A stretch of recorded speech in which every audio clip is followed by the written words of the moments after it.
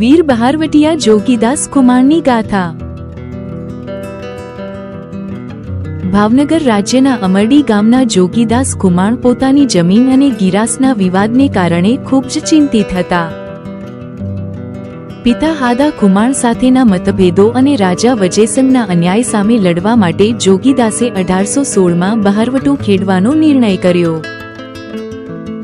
બહારવટિયા હોવા છતાં જોગીદાસે ક્યારેય કોઈ ગરીબ કે નિર્દોષ વ્યક્તિને નુકસાન પહોંચાડ્યું નહોતું, જે તેમની ઉમદા માનસિકતા દર્શાવે છે।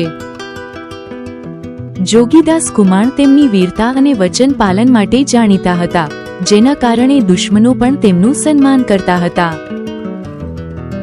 ભાવનગરના મહારાજા વજેસંગ અને જોગીદાસ વચ્ચેના સંઘર્ષમાં પણ પરસ્પર આદર અને માનવતાના અનેક પ્રસંગો જોવા મળ્યા હતા। વર્ષોના લાંબા સંઘર્ષ બાદ અંતે સમાધાન થયું અને જોગીદાસ ખુમાણને તેમની જમીન પાછી મળી, જેનાથી તેમનું બહારવટું પૂર્ણ થયું।